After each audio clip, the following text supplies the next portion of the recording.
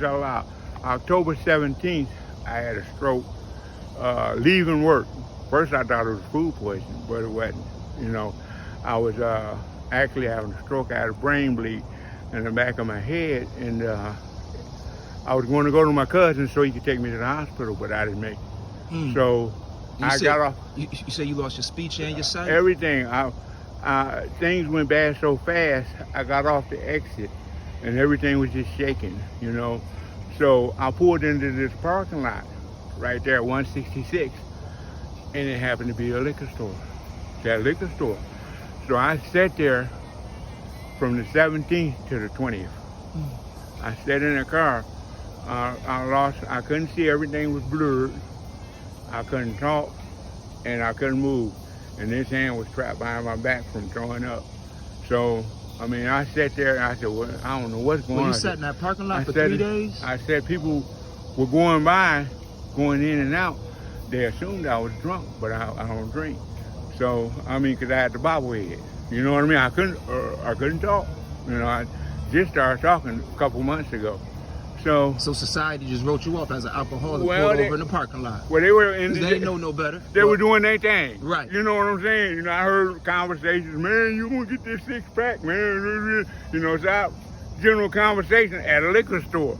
You know, so I was in trouble, man. You know, so on the 20th, I saw the sun rise, so I knew the days were counting. But I was getting so weak and so tired, you know, and I said, you know, if you don't save me, you don't do something quick, I ain't gonna make it, because I was feeling so bad. You know what I'm saying? So I said, you know, I gotta do something. But every time I go in gear to move the car, everything was shaking. You know, I get real dizzy because I was stroking out. So I said, you know what, after rush hour, because I can hear the traffic. And I said, okay, this must be rush hour, must be over. I don't hear all that traffic now. I said, I'm gonna try to make it to my cousin's. So I made the right turn, everything blurred. And I kept going up on the sidewalk, boom, boom, driving on the sidewalk. I said, oh no, man, I ain't gonna make it. You know, I'm gonna hurt somebody. You know, so I saw green. I said, you know, my reference, I said, I know that's a sign. So I pulled over into that first street, and I sat there a half a day. And some people were looking down at me from their condo. You know what I'm saying? And a lady finally came by. She came by in her car, and I heard the car stop. And she said, sir, are you okay? And I did this. She said, you need some help. And I did that. She said, I'm gonna get my husband. And his name is Daryl. He came downstairs and he helped me. He called 911. He asked me the same question. He called 911 and they got me some help. You know, he said, man, we've been looking at you for a half a day. We've been looking out the window at you, and my wife kept saying something ain't right. You know, something's going on with that car down there, because I kept going backward and forward. You know, we have the will to live. We gonna keep trying. Fact. You know what I'm saying? Yes, you know, people talk, oh, I want to die, oh, I want. No, you don't. Nah. No, you don't. You know, you can. When you talk start knocking at the gates, you start saying, hold up. Plus, the pain is so bad. You know? Right. The pain is so bad. So that's TV. That's TV stuff. You know, these young kids today, they got a saying where they say, what they say, I hate it here. Oh, no. And they say that when they having a bad day. Oh, no. And I always say to myself, what you mean you hate it here? No, they have no idea. Tell them. The thing about it is, once that pain set in, I don't know what to die feels like, but I know what dying feels like. The process, you know what I mean? So, what they call it, rigor mortis? No, the process as far as the process of on dying, your way there. On your way there, man. You know what I mean? Your brain is scrambling. Everything's no logical. You know what I mean? You got a toothache, you got arm hurt, you got a broke arm. It's kind of like a car when the timing belt popping, all the lights get to flickering. Right. Okay, every little pain, your back hurt. You break your leg, you break your arm. All of that's controlled here as far as the pain and the nerves. So this happened in October, and you here today at the park doing dips. I see you doing knee lifts. October 17th, but I got my help on the 20th.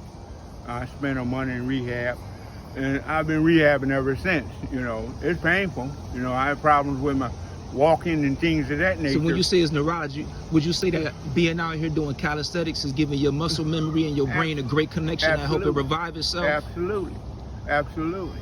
I mean, the neurologist. And you look great. Well, yeah, he couldn't You understand. look great. He couldn't. I mean, everything happened, man. My teeth messed up. I've paralysis here. It's like I got a beauty mask on, but I don't.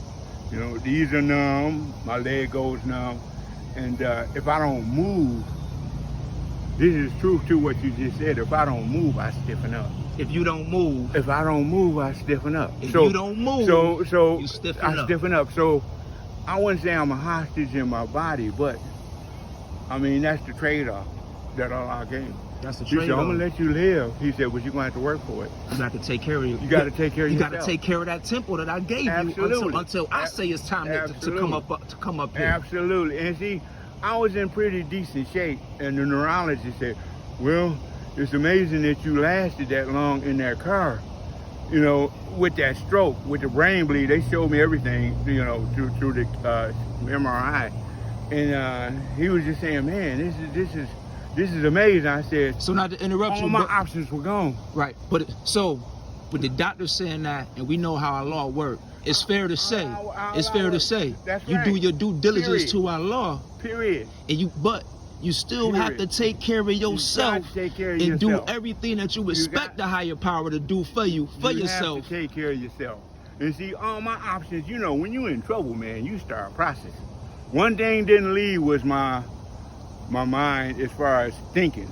As far as my body's concerned, all that was, I was in disarray. You know, this arm stayed trapped behind my back for half a day. And I was just like, man, what's going on? Something's crazy going on. You know, and first I got real scared because, I mean, I ain't never went blind before. You know what I'm saying? I ain't never not been able to talk. So, you know, I crashed and went to sleep and wake back up, and I'm still in the same situation. So I said, okay, something's wrong. Something going on, but don't panic, man. Please don't panic. You know what I mean? So I just tried to be cool. You know what I'm saying? Yeah. But Allah, the doctors can't understand what happened, but I know what happened because I was praying and I said, you know, I don't know how much longer I'm gonna make because I'm hurting so bad. And you know, after I moved the car, and about an hour, maybe could have been an hour, I'm not sure. The lady came by. Allah sent an angel by to help me. Do you understand what I'm saying? Mm-hmm. Well, I got it. Okay. Sent the angel by to help me. You understand what I'm saying? So we work through people. I've been telling people this for the last 3 years. That's right. Allah gonna reach you through man. Through men. It's up for you to recognize the vessels Absolutely. that He sends into your life. And you can either look at Absolutely. those vessels and say, I'm good over here, or you Absolutely. can take that life jacket and jump on board and save yourself. Absolutely. I doubt somebody gonna come flying through and an angel gonna fly through with wings on and assist you. He's working through people. He's working through people. You understand Amen, what I'm brother. saying? Okay. And I believe that is the point of our message today. Absolutely. Allah works through people. Through people. So every day, man, I get up, I'm grateful. Grateful. You don't understand what I'm saying? Because them days, my thinking was together and I was just processing, man. It's deep. You know, it's deep. You have to take care of this too. You gotta rest and you have to get your sleep. You understand what I'm saying? You have to eat right.